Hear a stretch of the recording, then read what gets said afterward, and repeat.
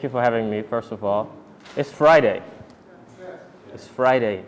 What happens usually on a Friday with most youths?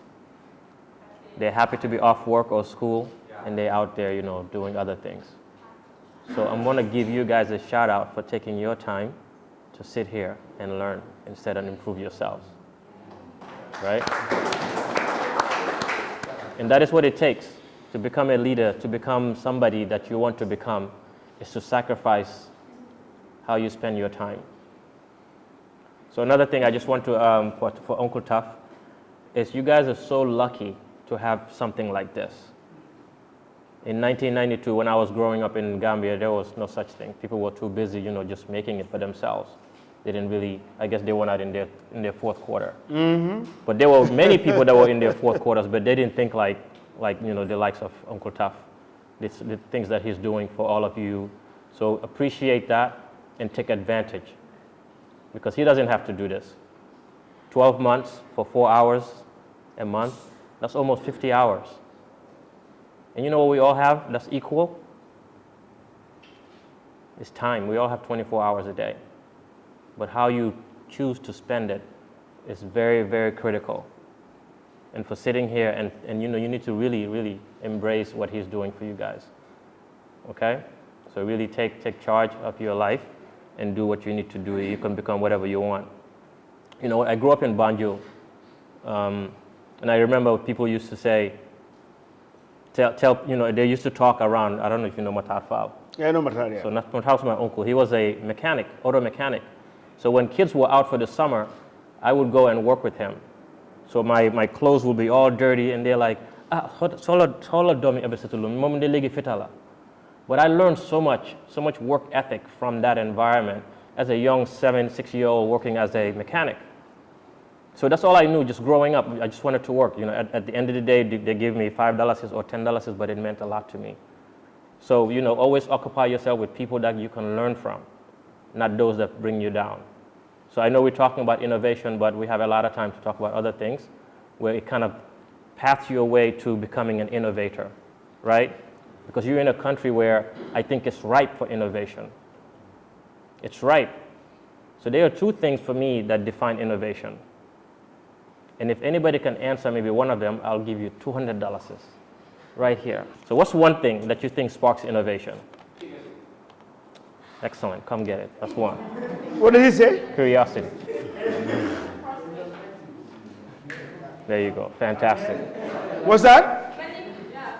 Well, she's been in one of my talks, so I don't know if she heard me say that before or not, but here.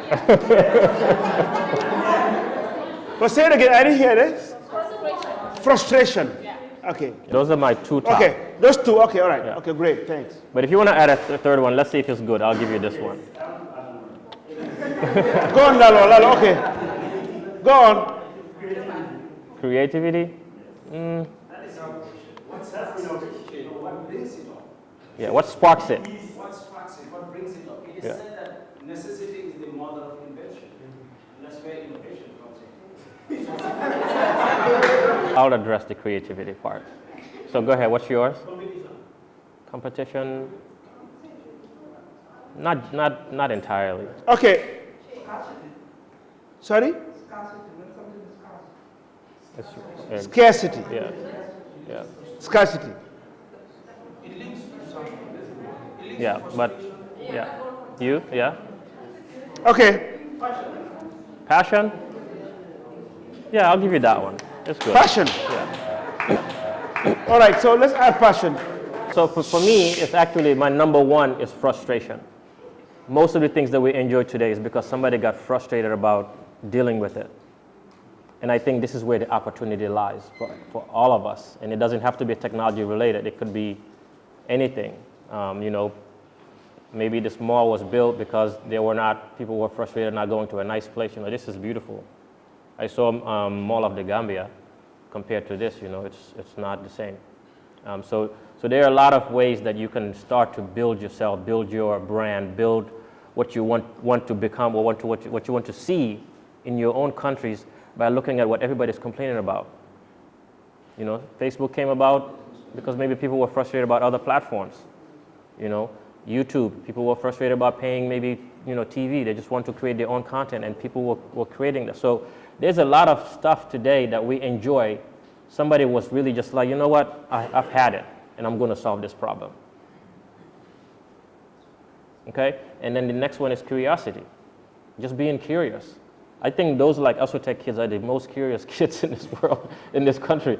For all the stuff that he's talking about, we're doing this, but they're doing it out of, what if we could do that? What if we could, you ask all these questions on what if this. So I don't know if you know a brand, it's owned by Volkswagen. So they have their luxury brand is Audi. So Audi spent billions of dollars in the past few years. You know why? Because 2 college kids were like, okay, if these guys are going to advertise that their vehicles are this fuel efficient, what if they're telling, well, I don't know if they said what if they're lying, but they were just like, let's see what actually it can do. They took out a car and ran it through some system and found out that all the stuff they were talking about was a lie. So it wasn't actually fuel efficient. And they published it out there, and cars were breaking down. So these college kids, these 2 kids, caused this company a big lawsuit. We owned the Audi when we were in the US. They paid us $7,000 for a car we bought maybe a few years back. And then every year, they'll maybe give us another. I think we ended up making about $12,000. Wow. For something that we didn't even know our car didn't have that problem at all. But somebody was curious enough to say, you know what, I'm going to just test this out and see what happens. Again, it's not frustration, but it was just curiosity. So this is why I believe those 2 things. Like we started the Disruptive Lab, and the tagline is accelerating curiosity. We want to make it a place to kind of allow you to be more curious. We want to accelerate that for you.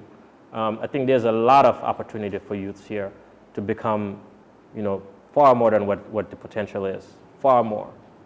So don't ever believe anybody that tells you Gambia is not going to be good or what. It's us, it's you guys that are going to be responsible for that. Okay, so you have to believe that, and you have to surround yourself with people that can do that.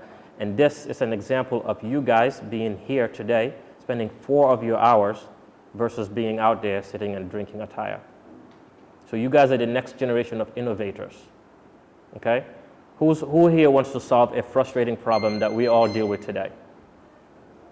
Stand up, Asan, and tell me what is the one thing you want to solve.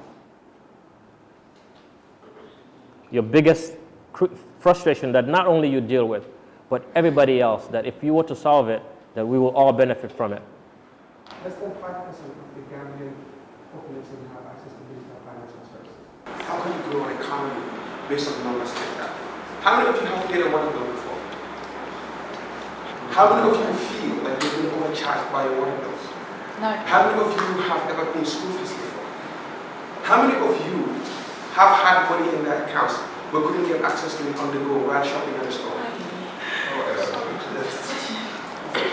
This is the future. There has to be a digital currency. Not a digital currency, but there has to be digital financial solution that aggregates all these different payment services and takes it to the masses. And we are committed to bringing meaningful technological solutions to the masses to improve the quality of life. And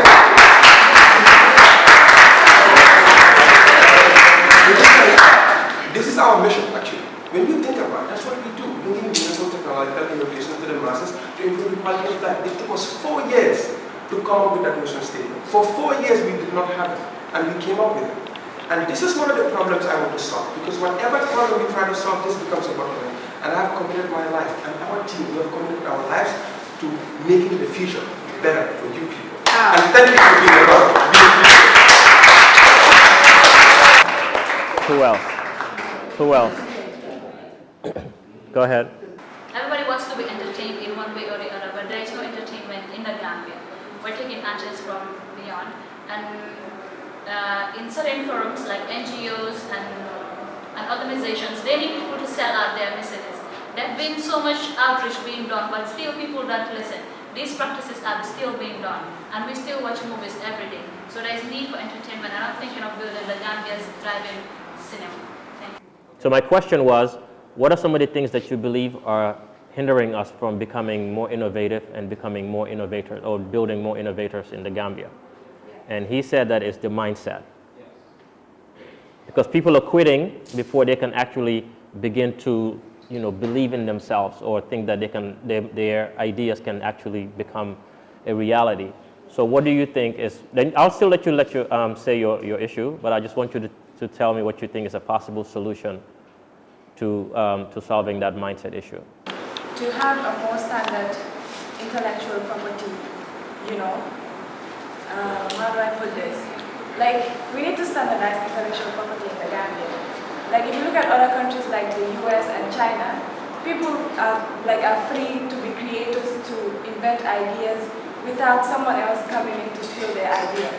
But in the country here, it's different because there's very low level of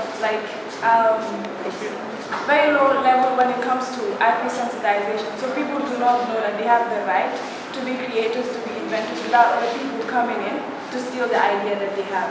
So because I have an idea and I'm afraid that if this idea comes out, someone is going to take it away from me, I feel more of maybe keeping the idea to myself. Yes. But in other countries, you're actually protected to come out with your idea. It is registered and you have the right to actually use that idea to your own benefit without someone else coming in to reap the fruits of your own mental labor. So I think that is one way we can use to solve that. I think. So from my perspective, based on that, I believe as an outsider coming in that that's probably one of the main reasons why we're not creating more innovators. Because of that thought process, that if you say, all the top companies, Amazon, Google, Microsoft, Apple, they all have the same products. When they have something, they announce it. Google comes and creates the Pixel, the one has a MacBook. So it doesn't matter. But if you come with the mindset that I'm going to talk about my idea, but I'm going to be the best at it, I'm going to do whatever it takes to be number one, then you don't have to worry about that. You know what I'm saying? So it's a market that's open for anybody. A lot of people complain that, well, if I say this, somebody's going to steal my idea. So what? Steal it. If you steal it, I'm going to be better. You know what I mean? So it's also a mindset of you creating that in your own head that, I don't mind if anybody knows what I'm doing because I'm going to be the better person at it. And then you do whatever you have to do, whatever it takes. Investing your time, reading, learning, making it better, learning from your failures. These are some of the things that I think that needs to propel us to not be afraid of, competition. You have to compete. There's not enough competition here. I think I would like to throw more light on what he said about the mindset. That is, sometimes it's not the mindset of the innovator, but it is the mindset of the people around. How people perceive what you have invented. Most of the time, especially in this part of the world, the developing world, sometimes you see people with brilliant ideas, but you don't have people that will support them, or they will discourage you, or we will tend to perceive things that are outside our continent or outside our country better than what we have innovated in this country. So I think it is the mindset of the people that has to change first before the mindset of the innovator. I think one of the most profound one would be fear. People are afraid to actually do something that they feel within them can actually happen. They're just afraid. Yeah. Possibly they'll just be afraid to try and they fail and then that's it. So for one and for one and definitely. I think I actually suffer from the same thing. It's basically fear. Yeah. So do you know one of the best athletes in the world ever, Michael Jordan? You know about his story? No, but you know who Michael Jordan is. You know how many times he was cut from basketball? Yeah, he was dropped from high school. He could have just quit. So he wasn't accepted by the coaches. People didn't think he was good. But it was him that kind of said, he believed in himself. So if you are going to be an innovator, right, you have to believe in what you're doing, because there's always going to be that obstacle. So being a great innovator also has to do with you having a strong why. Why do you want to solve that? Because it's like an entrepreneur, right? None of this, he can probably tell you the same thing. Anybody that's built a business for many years, he's celebrating 30 years next week, 30 years. He's probably fallen down more than 30 times. in those 30 years, right? He could have just said, you know what, in year 17, this is not going to work for me. You know what, it's Gambia, Jammeh is doing this, I'm just going to go hide somewhere and not do it. But I'm going to take my talent and go to Nigeria and do it there. And he did it. So he didn't allow circumstances, he didn't become a victim of a circumstance, which I believe we suffer from a lot. And that is what's hindering us from becoming these great innovators that we can become. So you have to think of it from that perspective of, I mean, Thomas Edison, the light bulb, how many times did he try to make it work? What did they say, like 10,000 times or whatever?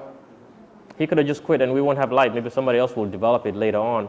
But these are parts of the reason why you exist and why you need to be persistent in what you're trying to do to become an innovator, to actually build innovative solutions. Us coming here, setting up, you know, all this stuff, I mean, we're getting so many people just being negative about it. Well, you know, why are you doing this? Do you want to run for president? I mean, the same thing with TAF Khan. You know, anything positive you do, people are always going to say something bad. You put a YouTube video, you get 1,000 likes, you'll have at least one thumb down from one person. And you'll be like, oh, why did somebody give me a...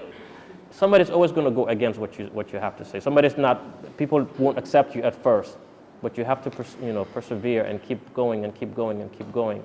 And eventually, you know, it'll get there. You know, there's a saying that, you know, you have to invest up to 10,000 hours before you even become successful. So did you invest it? For many people that have an issue, that say, well, I did this and nobody asked them, did you spend even 1 year pursuing? No. 2, no. 3, no. 4, no. You have to keep going. If you believe in it, trust me, my friend, it'll happen. And you won't even know how it happens. It'll just happen. Amazon, people thought it was going to be a failure years ago. I can remember back in 1998, I used to trade stock market. You know, I remember seeing him on an interview on CNBC, and they were like, you know, how do you think you're going to fail? You know, Jeff Bezos' face was just like, no, we'll make it. And what? He became the richest man in the world now and runs the biggest technology and e-commerce platform. If he listened to that in 1998, where would he be today? Nobody believed in him. Actually, people said that Amazon would never make a dime. I knew because I used to look into the stock market, a lot of scenarios like that. So innovation has to do with the individual that's doing the innovation and the team that you're building behind you, and in them believing in what you're trying to solve, and having a strong why tied to that, because that strong why is what's going to lift you up when you fall, when you have that big wound, that big bruise. What are the strong whys? And a lot of people want to become innovators, but they don't have a strong why. You want to build a mobile platform, you go, it crashes the next day, you go cry, and then you quit, you go get another job. You're not an innovator, my friend. So that's the difference. It's you have to build up yourself and really understand the problem you're trying to solve, believe in it, and persevere to see it happen. And what you do, whatever you have to do.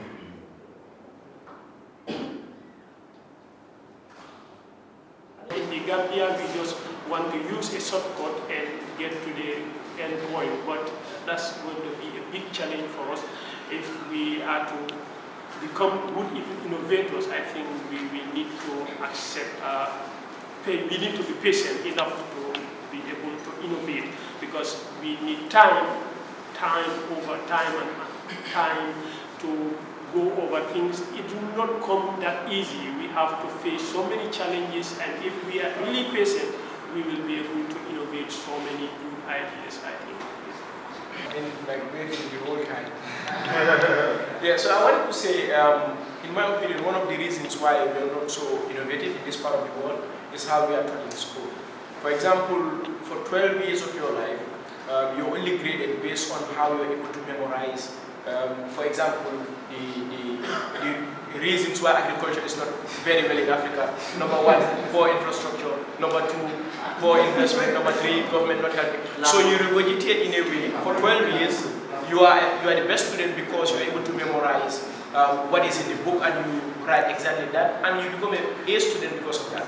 And so we don't have even group works from primary school all the way up.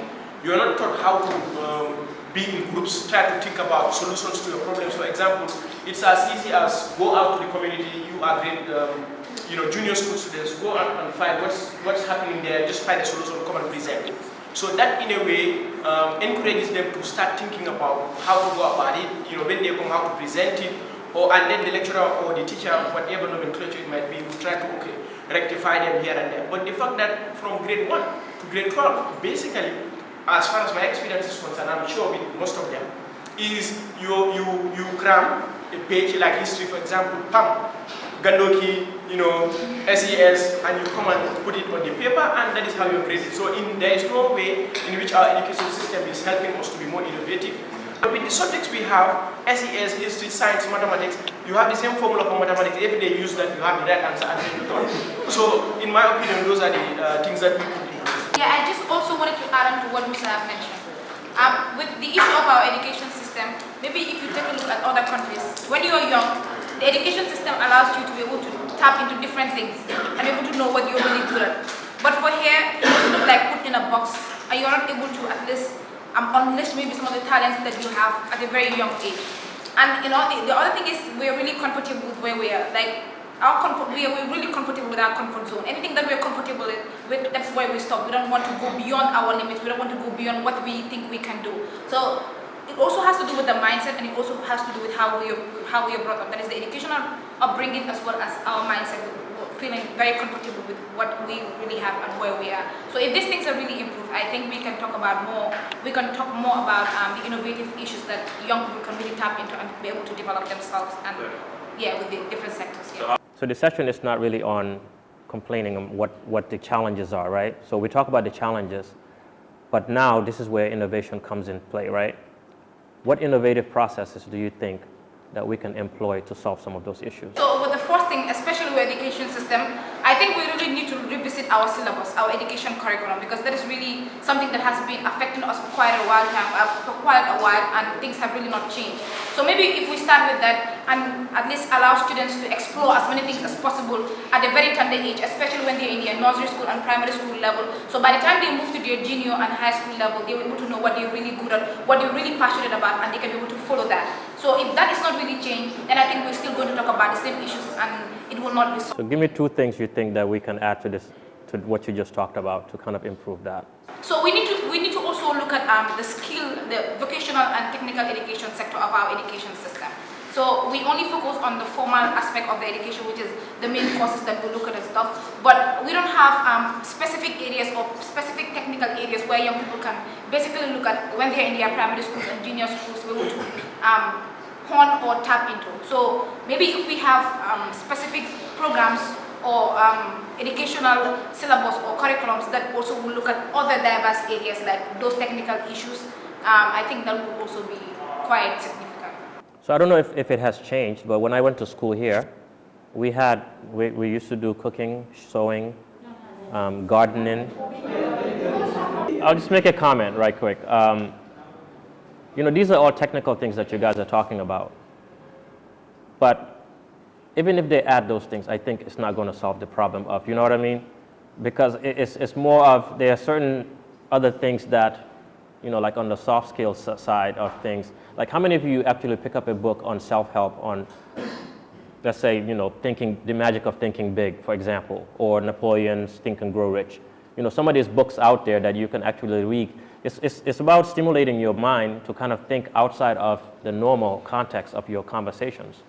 I think Asan came to one of we have this thing called Tech Night Out, where we watch Bill Gates' documentary on Netflix, Inside Bill's Brain, where he's trying to redefine the toilet, because he's like, for years, nobody ever thought about fixing the toilet issue. It's just the same thing, you do a sewer system, run it. So now they've built this system that they actually ship to Dakar, where now the whole thing is self-sufficient. It doesn't even need electricity, because we use the restroom, you flush it, it goes, it burns it turns it into fuel, and it turns into water, and then it turns into energy, it powers the whole system.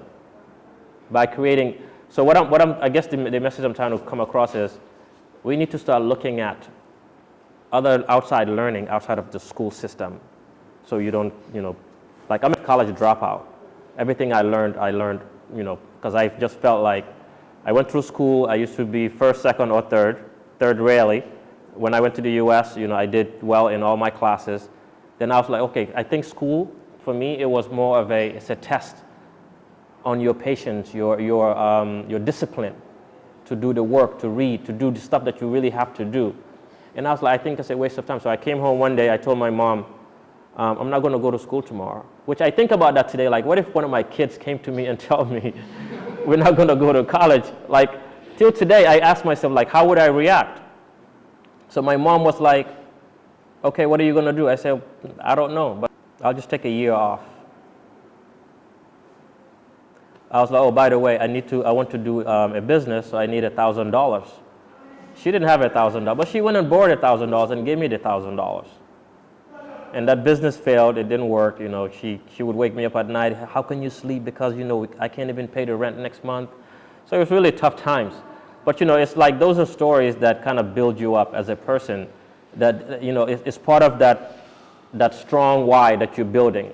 My mom believed in me so much that she gave me this. My mom believed in me so much that she let me quit school to go pursue what I wanted to do with my own time. So, we all have our stories here. The challenges that we face with our education system, these are the things that we as, we are the innovators of the next generation.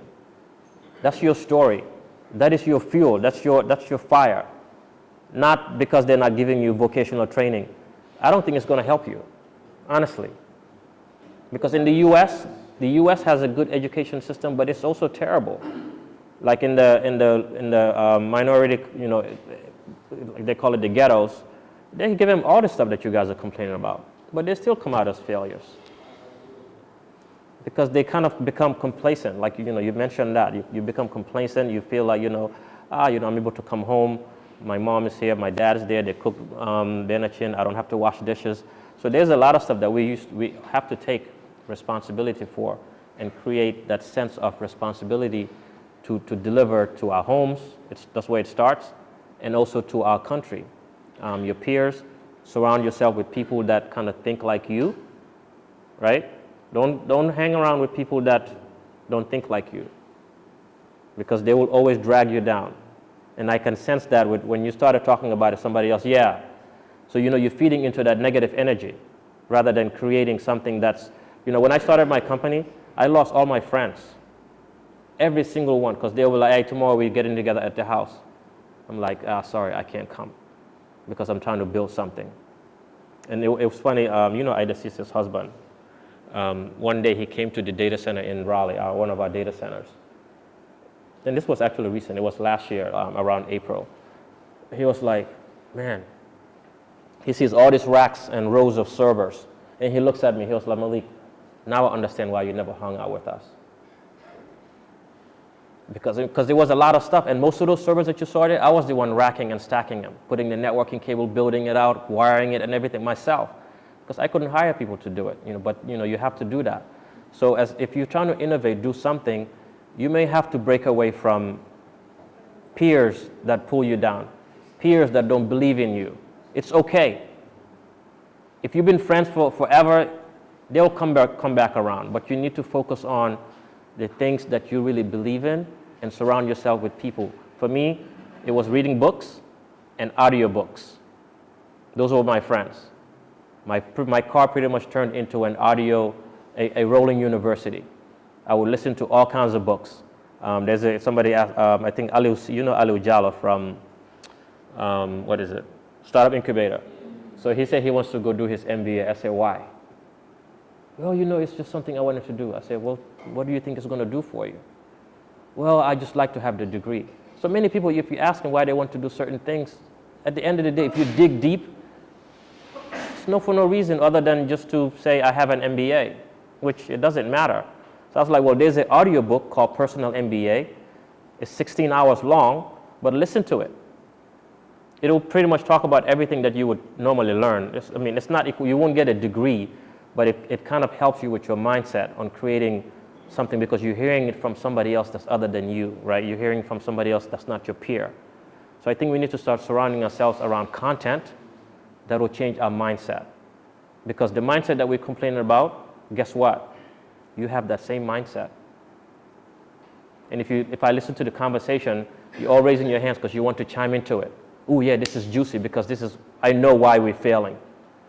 Maimuna says it, you say it, somebody else says it, and now you're feeding into that energy, right?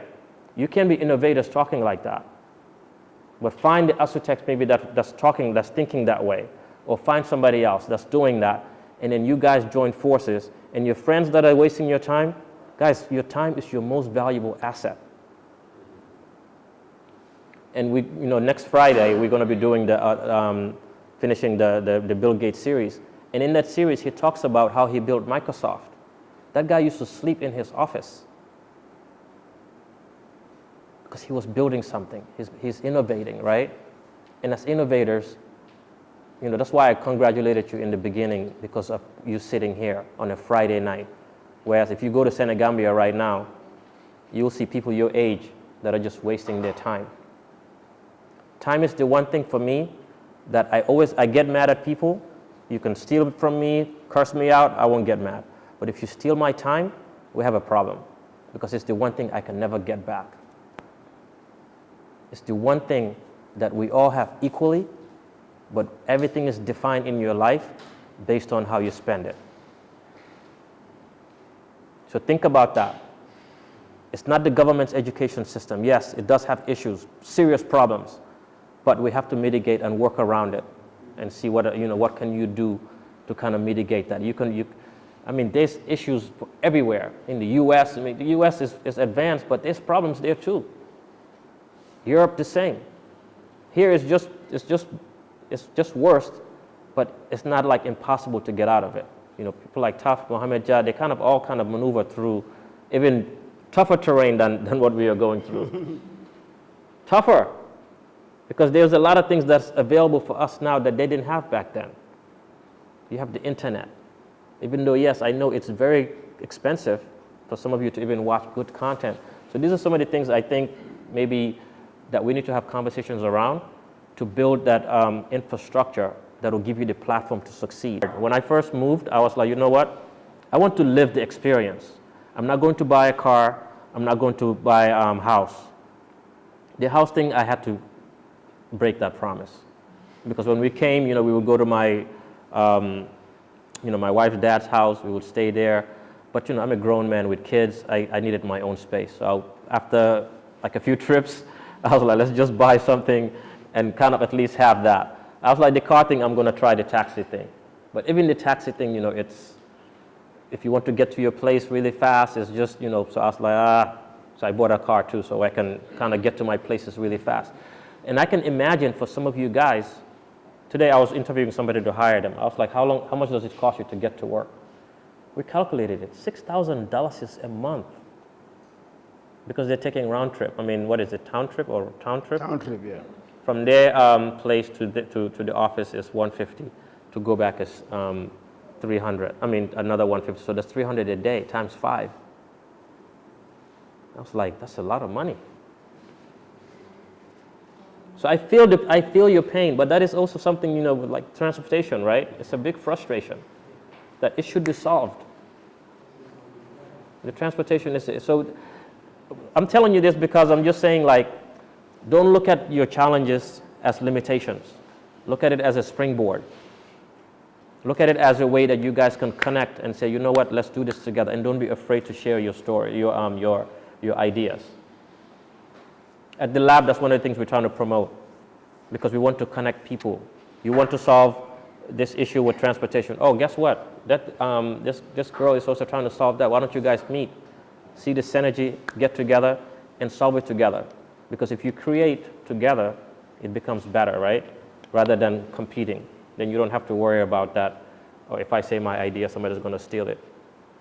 Just be the best at it, and you'll come out good. It's a tough. Gambia is very tough. It's a hard place.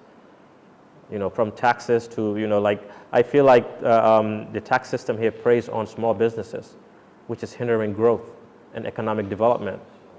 But these are conversations that even I'm planning on seeing how we can connect with GRA, have some business people to come and actually show them the reality of how hard it is to make it here as a business owner. We're buying hardware for $1 million. You bring it to the Gambia, you sell it to somebody, you get taxed on that $1 million when maybe you spent $800,000 to buy it, right? Why would you be taxed on the entire amount versus just being taxed on the profit that you made? Because they're taking it from you ahead of time. So these are things that I've experienced that I didn't even know, that we're actually losing money in transactions because we don't understand the market, that I think, it's not a good way to, so there's a lot of limitations, but it's a limitation that we know you curb it and say we're going to try to solve these, but it's not going to stop me from becoming that next person, that next innovator. A lot of you look at Uncle Taf, you look at Mohamed Jah, you look at, Amadou Sambas and all these people. I can guarantee you, all of you sitting here can do better financially if you just follow the one thing that you believe in into your heart and you're ready to put in the work that is required. You can do better. I'm not talking billionaire in dollars, but billionaire in US dollars. Every conference I go to now, they're all coming here. The Twitter CEOs, there was an article on Forbes that talked about all these tech CEOs are coming to Africa. Do not allow those that took us out of our country to their countries. We build it. Now they don't want to give us visas to go there. Now they want to come and make us digital slaves when it's our own issues. This was my motivation to come home. Like, I don't want to allow that. Just because Amazon, Google, they're all big, they come and build these, send us in here, and then we use their platforms, build all these things, but then the data sits in their platforms. They still benefit from it. How can we come together and maybe, we can leverage their platforms because they're powerful, but let's create it in a way that those funds stay here, that we benefit from them more. And this is where it's going. This is where the scary part is for me, that I believe that if we keep fighting each other or not innovate, that we'll become digital slaves. It'll be worse than slavery because we won't own our identity.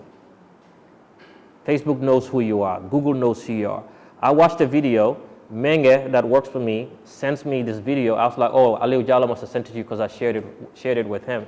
You know how Google knows? Because Google knows that I work with Menge, that I share stuff with Menge. Menge uses Gmail. So they're mining our data, so they knew that I watched this video, so they recommended for her to watch it. So you see how they like using the stuff that they're giving us for free, that we're so happy to use. Yes, I like Google. I mean, I love YouTube and all these things. It's great. I use it to educate myself. But they also benefiting because they're mining our data, our information, our usage patterns. And this is where the world is going to go to, where by the time we get there, it'll be too late to you can't do nothing about it.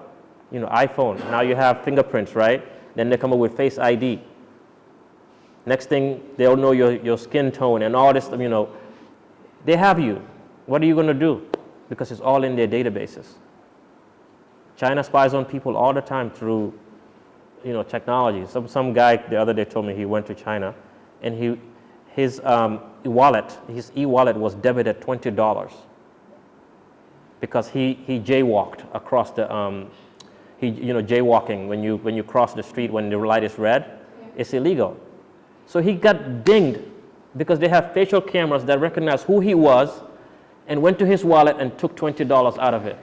Guys, that is predatory, man. Yeah. And somebody was telling me today that Russia is actually looking to disconnect from the internet and create their own.